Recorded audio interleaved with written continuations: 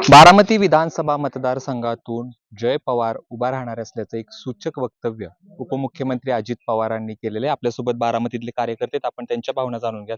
काय नेमक्या तुमच्या भावना आहेत? कार्यकर्त्यांची खरंच इच्छा आहे का जय पवारांनी उभं राहावं? ह्या बघा, शेवटी आदरणीय दादांनी जरी दगड दिला तर ती दगडाला आम्ही देव समजतो. परंतु उद्याच्या निवडणुकीमध्ये आदरणीय दादांनीच उभा राहावं ही आमची सद्भावना आहे, आमची इच्छा आहे. निश्चितपणाने दादा विकासाच्या माध्यमातून ही बारामतीचं पॅटर्न ह्या महाराष्ट्राला माहिती आहे की दादांचा विकास कामाची पद्धत, ह्या बारामतीवर असणारी पकड अधिकाऱ्यांवर, ही सगळ्या गोष्टीची आपण शहानिशा करता किंवा आपण सगळ्या गोष्टी बघता. आदरणीय दादा ही बारामतीकरांसाठी किंवा ह्या महाराष्ट्रासाठी आम्हाला अपेक्षित आहेत. उद्या आम्हाला दादांना भावी मुख्यमंत्री म्हणून बघायचंय. त्यासाठी आम्ही निश्चितपणाने सर्व कार्यकर्ते ताकदीनिशी दादांच्या बरोबर काम करू. तुम्ही काय सांगाल, जय पवारांना उमेदवारी द्यावी की अजित पवारांनीच लढावं? तुमची इच्छा काय? आमची सगळी कार्यकर्त्यांची इच्छा आहे की स्वतः अजितदादा जर उभं राहिले ना, कारण पहिल्यापासून आपण महाराष्ट्राचा बघता किंवा बारामतीचा बघता, सर्व विकासाचा जे काम केलं जातं हे दादांच्या मार्फत सर्व आमदार त्यांचं अनुकरण करतात की दादाची कामाची पद्धत कशी किंवा दादा काय करतात. त्यामुळे आमची इच्छा आहे की दादांनी स्वतः जोमाने निवडून लढवून या ठिकाणी निवडून येतील, हा मला खात्रीच आहे. परंतु दादांनी स्वतः या ठिकाणी बारामती मतदारसंघातच त्यांनी स्वतः उभं राहावं अशी आमची इच्छा आहे.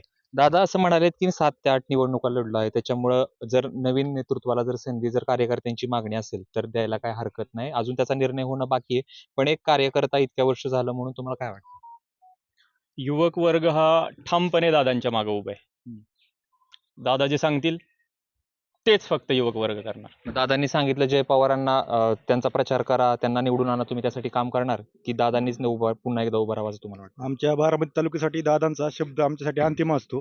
पण तरी आमच्या कार्यकर्त्यांची इच्छा आहे की दादांनी ह्या निवडणुकीमध्ये उभं राहावं. कारण की दादांचा हा महाराष्ट्रातला चालू असलेला झंझावात हा बघून युवकांमध्ये एक जोश आहे आता या निवडणुकीसाठी. तरी दादांनी या निवडणुकीसाठी उभं राहिलं तर अजून या कार्यक्रमामध्ये जोश वाढेल आणि कार्यकर्ते ताकदीने अजून कामाला लागतील. दादांनी विधानसभेच्या वेळेस, लोकसभेच्या वेळेस वक्तव्य केलं होतं की जर मला मिठाचा खडा लागला तर मी विधानसभेला विचार करेल. त्याच्याच हे म्हणायचं का? तसं म्हणावं लागेल, कारण दादा ही विचाराचे पक्के आहेत. परंतु आमची आग्रहाची विनंती बारामतीकरांच्या सर्व मतदार बांधवांची की दादांनी तो निर्णय नाही घ्यावा. कारण अनेक वर्षापासून दादांनी ह्या बारामतीसाठी काय नाही केलं हा आमचा प्रश्न आहे. भरपूर दादांनी केलं. दादा जर ह्या बारामतीमध्ये उद्या नसतील तर ह्या बारामतीचं बिहार झाल्याशिवाय राहणार नाही, हे निश्चितपणाने आपल्याला मान्य करावं लागेल. जय पवारांच्या उमेदवारीची चर्चा कुठून सुरू झाली असं तुम्हाला वाटतं?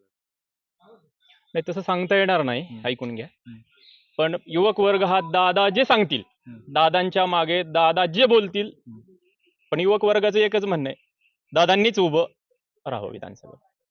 तर हे होते कार्यकर्ते ज्यांचं म्हणणं असं आहे की उपमुख्यमंत्री अजित पवारांनीच पुन्हा एकदा ही निवडणूक लढवावी. जरी त्यांनी जय पवारांना उमेदवारी दिली तर आम्ही त्यांचं काम करू, परंतु या कार्यकर्त्यांची इच्छा आहे अजित पवारांनीच या विधानसभेमधून उभं राहावं. कॅमेरा पर्सन धीरजसह जयदीप भगत, एबीपी माझा, बारामती. एबीपी माझा, उघडा डोळे बघा नीट.